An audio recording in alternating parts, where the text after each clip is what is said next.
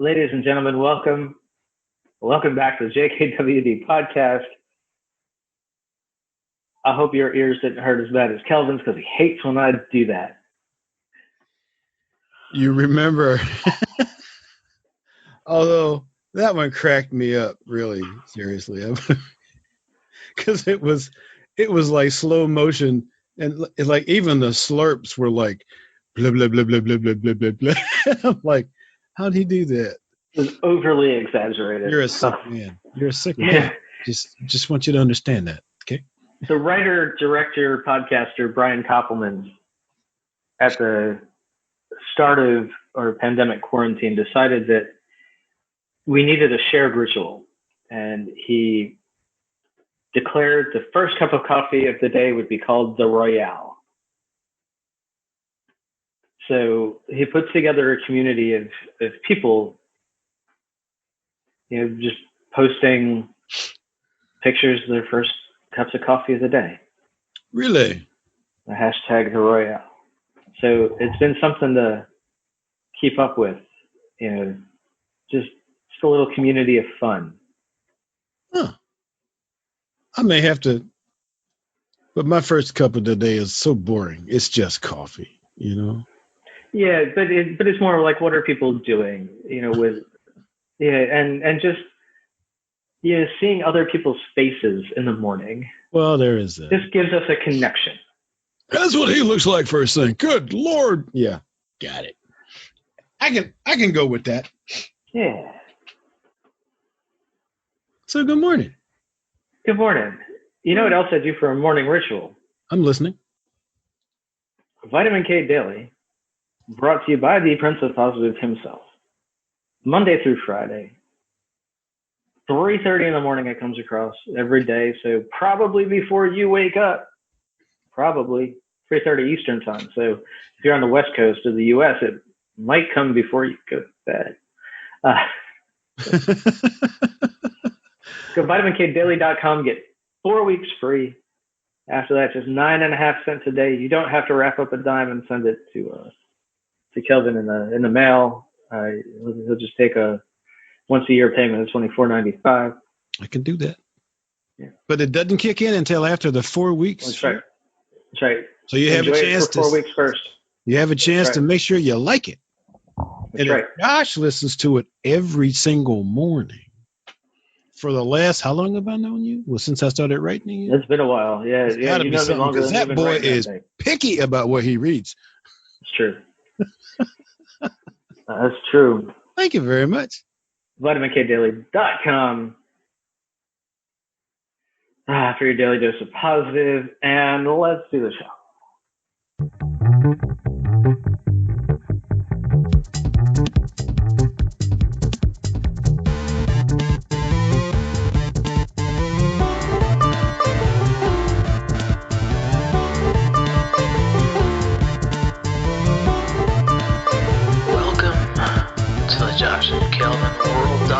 Podcast, where we talk about better humanhood and teach you how to dominate your world.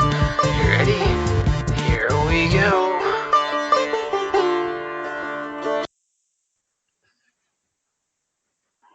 Kevin, how you doing? I'm doing wonderful. I'm liking this. You know what? I woke up this morning and I noticed something. I was breathing. It was a cool thing.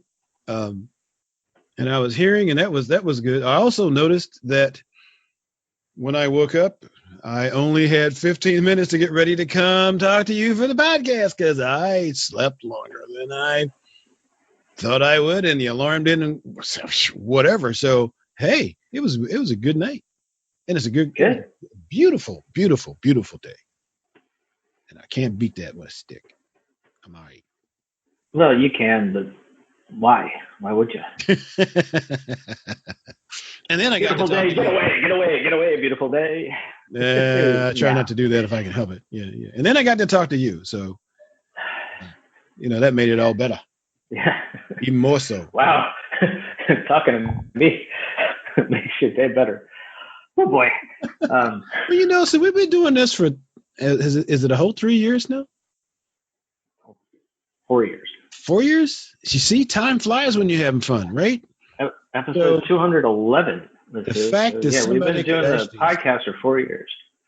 Wow. I mean, somebody could actually stand talking to me 4 years every Friday for the last 4. Wow. Man, you got stamina. Just to be clear, like we haven't actually been standing and talking for 4 years. In case that wasn't clear to everybody, like we talk once, sometimes twice a week. Sometimes we miss a week, but we always manage to release a podcast. Yeah. And when but there's something about, being true to that ritual that, it doesn't matter what else is going on. Yeah.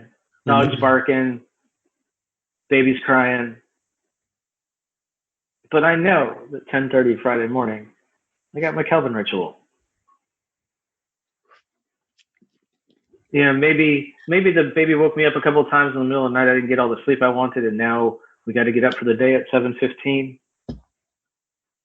I know I can make that first cup of coffee and enjoy that first sip and just be true to that ritual. Just be, whatever else is going on, I got a little something of me at that time and to start my day. Yeah. A point of stability. Yes. Yeah. And if you can keep a little stable part of you in everything that happens to you during the day, it doesn't really matter what else is going on. If you can stay focused on you, that is a recipe for success, even if it drags you down a little bit. And we can talk about the power of habit and the power of ritual. In fact, we have, I think, but from time to time, it's really, and I think as times can get stressful, there's stuff going on around us, but even our day-to-day lives without the outside pressure. And I'll admit. I've known. Well, let's forget the I admit part. But everything that's been going on for the last whatever, I've noticed there was a lot of people who had a routine that just got totally interrupted, and they never replaced it with something else. So every day for the past however long this thing's been going on, they've been disrupted, and they can't get another routine that satisfies them. So until they can get back to that other thing, because a lot of people, their identity is tied up in some of the stuff that they do. Yeah. A lot of people, their identity is tied up in their job, their hobbies. And if they can't get to do it, they're totally unsettled. And there's a process, I guess, where you can kind of replace that, or at least analyze it so that you can create something else, so you can get some stability. Admittedly, if you've been doing something every day for the last 20 years, whatever, when you can't do it one day, especially if you're not sick or ill, it can be unnerving. But I guess I've had enough change in my life. I spent 20 years in the Air Force. I was a preacher's kid, so we started moving around when I was 10 years old. So coming up with a new normal is a process that has been kind of just something I do from time to time. So, and I never, honestly, I never thought about that until right now. I've come up in my lifetime creating new normals often to stay free. Yeah. Now, I think this was our situation now with the quarantine and people not having their jobs for rituals. One of the problems with tying your identity to a job, especially if you're employed by someone, is if it really is a race between employer and employee to see who doesn't need whom first. I've never looked at it that way. Yeah. But, at some point, the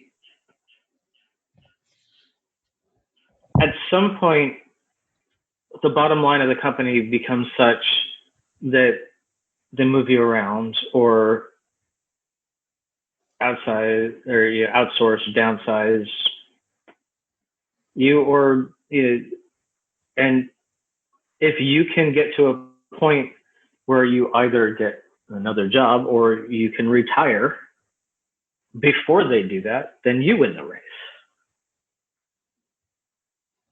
And so if you're working for somebody else, don't tie your identity to them because they're not you. Someday you won't need them and someday they may not need you. Sometimes you can see that coming quicker than other times. Sometimes you can't.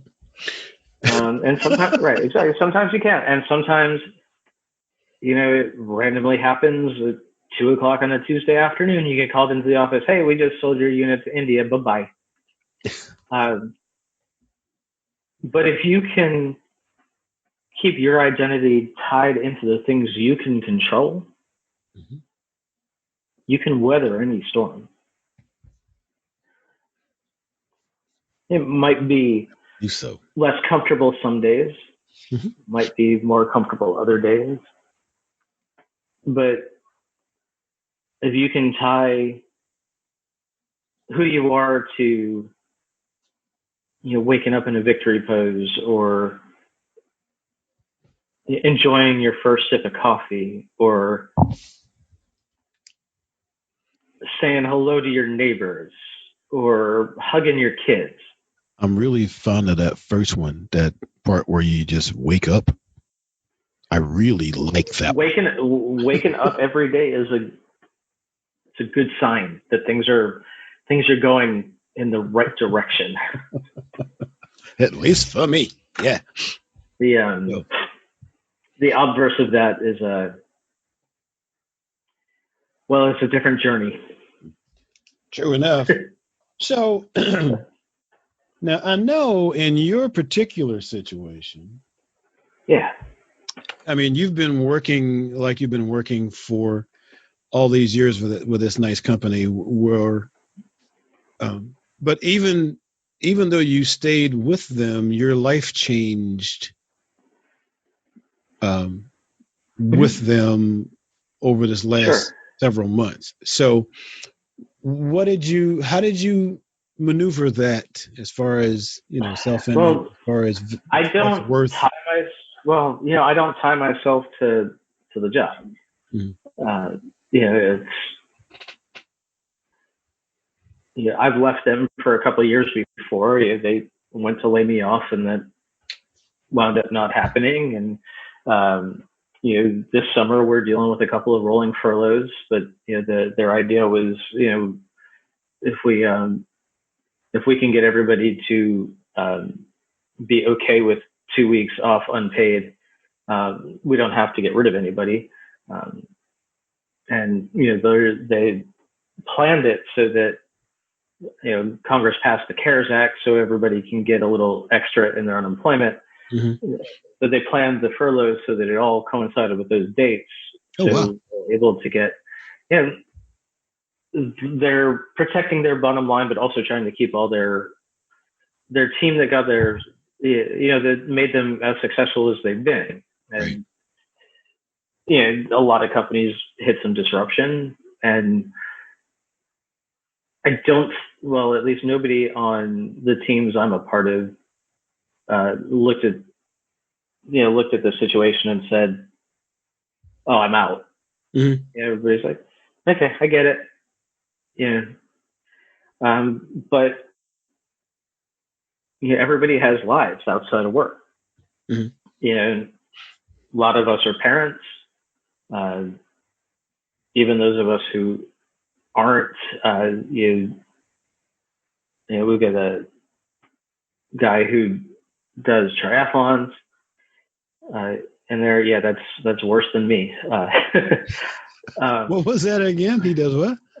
Triathlons. Oh. So yeah. Oh. So he takes my crazy people. Yeah. Got it. So a lot of times he's like, "Hey, I'm signing off for the day. If you need anything, I'm gonna go jump in the lake for a swim. I'll be back in 2 hours." Yeah. Yeah. God bless you, people. Right.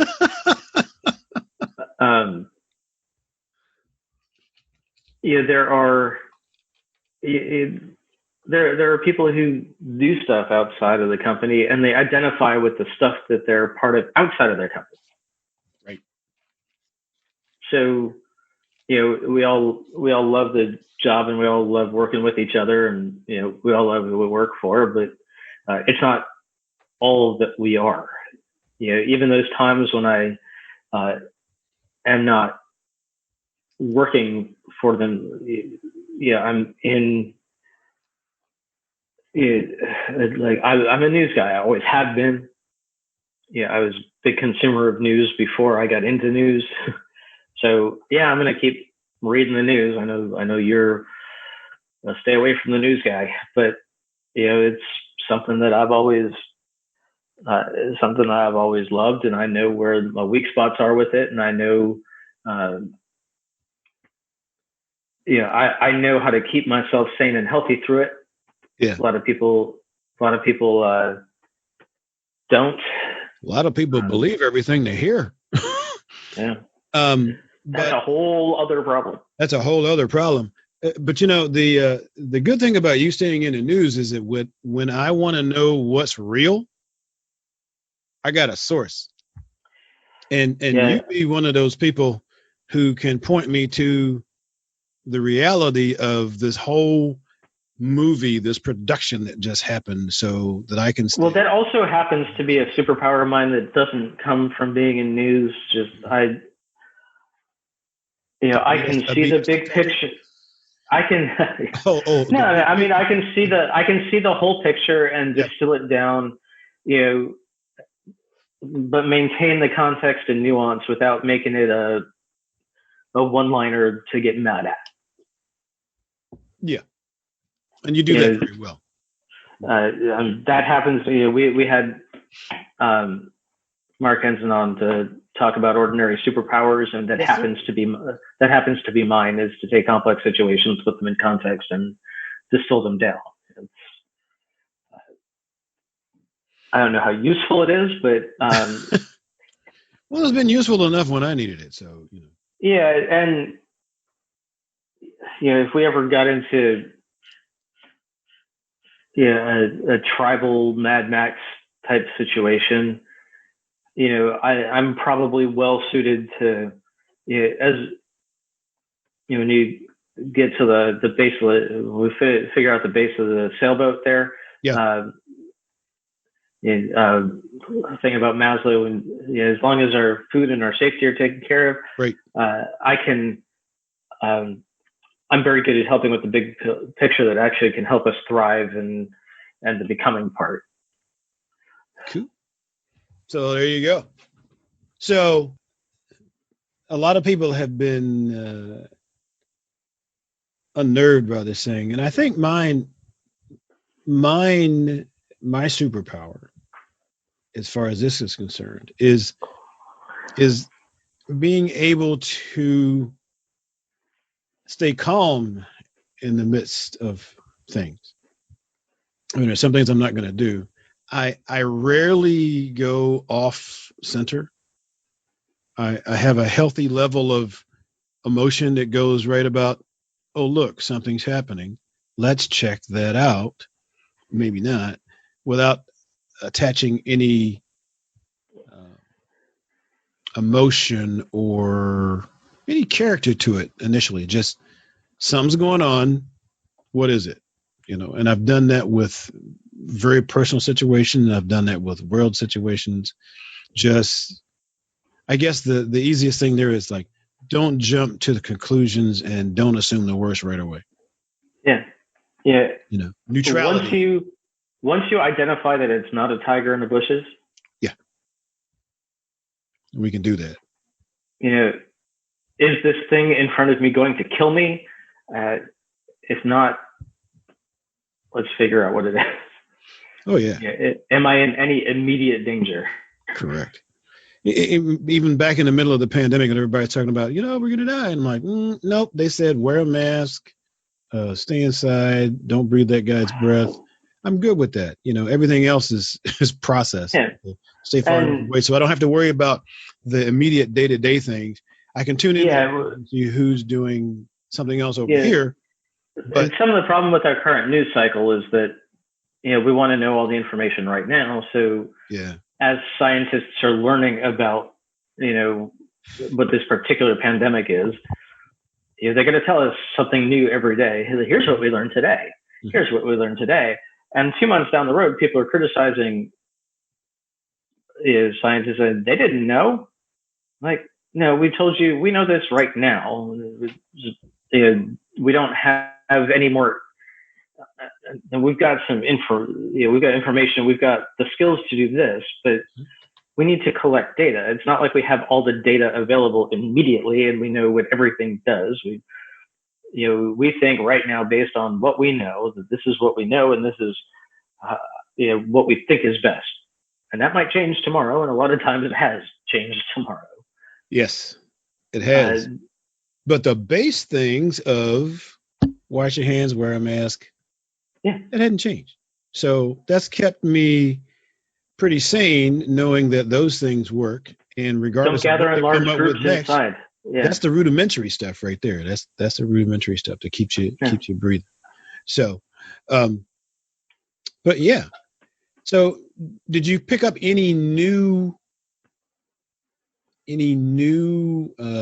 don't know, passions, loves, interests, whatever? No, but I've returned to some of the thing. I'm running again. I'm brewing beer again. Okay. So I just went back to some previous. Yeah. Yeah. And I do that. Mine, all mine. Well, except writing. I mean, I like talking to people, so the podcast works really, really well. And Vitman K, because that is core to me. That whole writing and communicating with people thing is core to me. So I've kept that up. I should actually extend it to a larger audience. I've failed in doing that, but the audience I've had for the last lot of years, 'cause I've been doing this for 10 years now, is still a good audience. And the fact that I've got people who have been with me for 10 years through this thing and write me regularly about how everything affects them, that's a high praise. So I have another responsibility with that because I know I'm actually having an effect in people's lives, and it's not as big as a sect as I'd like it to be at the moment, but there is a great base out there that already find value in the stuff I'm writing. So the fact that they keep valuing it is very important. So I have, not only do I have a loyalty to me for doing that, I have a loyalty to them because they've been with me for a long time too. So. And I think that's another thing I've seen a lot is we are our best selves, we being humans, when we can be of service to others. And if you happen to come into this quarantine period, living alone, identity tied to your job, no hobbies, go to work, go to the bar, come home, maybe go to the gym in the morning, all that stopped. A lot of neighbors all of a sudden started, hey, can I get you anything at the store? Mm-hmm. Hey, I made extra cookies. Do you want some? Because we are our best when we're helping others, not just when we're busy, but when we're busy being of service. Yes, sir. A lot of people started gardens not because they, some people started gardens because they saw a disruption in the food supply. Mm-hmm. But some people there was a little bit of that, wasn't it? But some people started gardens because they wanted something to take care of. Mm-hmm. And they wanted something beautiful to come of it. I have a friend who is a flower fanatic, basically. Mm-hmm. She's got probably a couple of hundred plants in her, well, at least 100 plants in her home now that she just takes care of those and enjoys the beauty. And she likes the fact that she's also producing oxygen for the planet. Mm-hmm. And surprisingly, that love for her kind of equals the love a lot of people have for pets. So, and she's got a pet too. So it's like those plants are almost people, mm-hmm. almost pets. So, and when she first started doing it, I'm like, they're just plants. But no, she was so passionate about it. And I'm like, well, hey. And they reward her with something that they do. She values. They do. So now I look for plants for her. As a matter of fact, from I don't know what vendor I had, they sent me it was a little packet that had actually seeds planted on it. It was like one of those, take this out, put it in the pot, pour water on it, and mm-hmm. plants will grow. It told me what. And as I've said to people before, if you look at me, you'll notice that these thumbs are no parts of green. None whatsoever. So I gave them to her, and she finally planted them outside. So I'm waiting to see what that's going to come up. But she was like, "Oh, really? Thank you so much." And I'm like, "Hey, easy to get along with." Yeah, but there's something you can get with plants that you used to get with photography. Mm-hmm. I don't know if you remember these days. The cameras used to have this stuff in them called film. I've read some historical data on that. I used to love taking my camera places. Yeah. And then you don't know if you got the picture until you get the film developed. Right. So, you get to make your photograph and go home, and maybe you shot a couple of rolls and they're ready, but now you got half a roll in your camera still, and you don't want to bring those other two and then have to bring this one. So you wait until that other roll's developed, and then the suspense. And then as long as you were waiting on that, you came across two other rolls and you have no idea when they were from. So you pick them up and you drop them all off at the photo place, and the photo place says, we'll have them in a week. So now you've had all that anticipation, you're still waiting a week. Yep. And then you get them finally, and you're like, oh, this is nice. I forgot I took that. I used to do weddings for another photographer in town. Speaking of the film thing, back in the film days, so I would, I would sign on to his. I was part of his crew just to, get mm-hmm. out and get some more experience and stuff. But that was back in the film days, so he'd give me the film. I'd go in, I'd give it to him, and all I wanted to do was see my work. I wanted to see what came of the photos I took because it wasn't digital. And I actually ended up stopped working for that guy because, he paid me, but I didn't get a chance to see my work. Oh. And I was actually doing more jobs for him at the time than I was in my personal business. So if I came up with a great idea in the middle of a shoot, I'm like, okay, I want to see how that turned out. And the only thing I ever asked him outside of the money was, when you get the proof album straight, let me come take a look at it. I want to see what you did. and he had difficulty getting that done. I ended up stopped working for him because I was doing the work, but I wasn't getting the creative satisfaction, which came up in the MKMMA. We're doing the DMP because one of my PPNs was recognition for creative effort. So that really came home to me at that time. I didn't know what it was at the time. I just knew, but now I've got a name for it. Recognition for creative expression. That's it. Yep. I get more joy from that, and I get more. My photography, I do a lot of great stuff, but when I photograph people, most of my joy comes from them enjoying the photos I took of them. You know, so call me crazy. So if you in the listening audience aren't doing something that actually takes advantage of your creative side, whatever that is.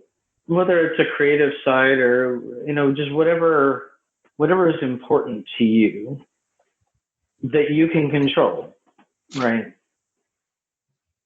You can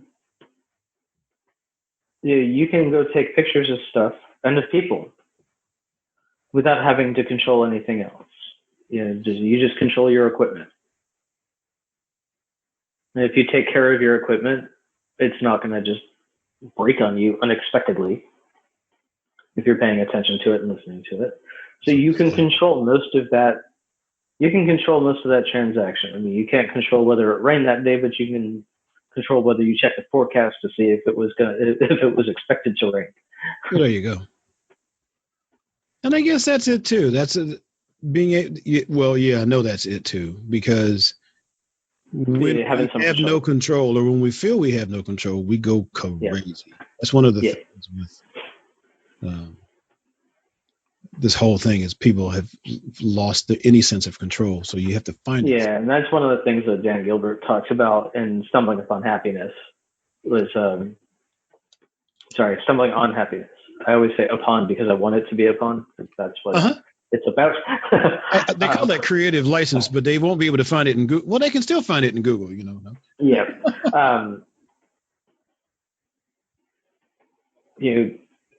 That if we feel we have control over a situation, we're going to report being happier with the situation, even if it was an unpleasant thing. If we felt we were in control of it,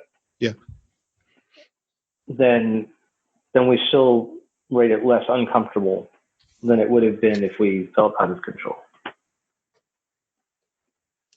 Yes. So, and I do, I've come up with this a lot in past days of life when things weren't going quite right for me. Mm-hmm. It's one of the, I'm a motivational speaker and all that other stuff, but it's one of the things when we start making plans and dreaming about stuff and accomplishments, but then we don't actually do anything to implement them. So suddenly we have this thing that we sort of kind of turn into a need, but since we're not doing anything to affect it, we have no control over it, and we can get a little disparate right then. But once we realize that we actually have to do something, that we actually have a piece in that process, that makes it better, because the law of attraction, it requires action. Oh, look, I'm gonna write that down. For however we do that, because I'm a law of attraction guy too. But anyway,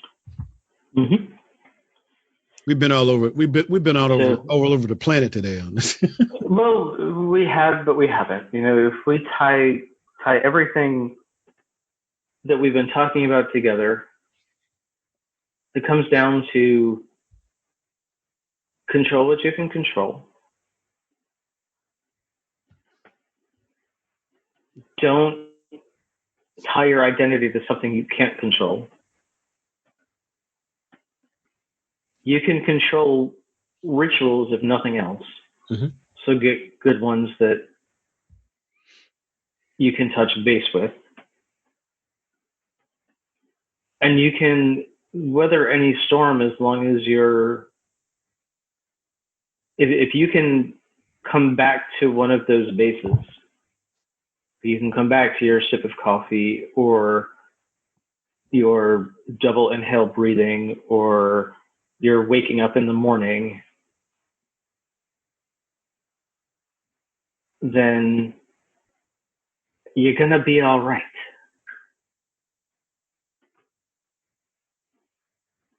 Yeah. As long as there's not actually a tiger in the bush. That's going to require a different set of skills. It's true. So, yeah, that's it. That is it. So, thank you for listening, Kelvin. Thank you for being here. Go to vitmankdaily.com. Get yourself 4 weeks free, and then your daily dose positive is only $24.95 a year. After that, get in on it now before the zero goes on the end of that price. We will see you next time. Bye-bye.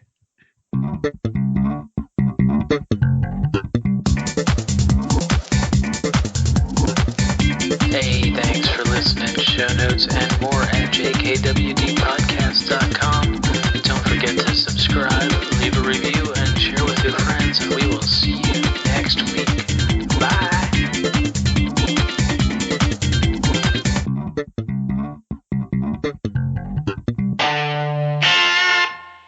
A Better Humanhood production.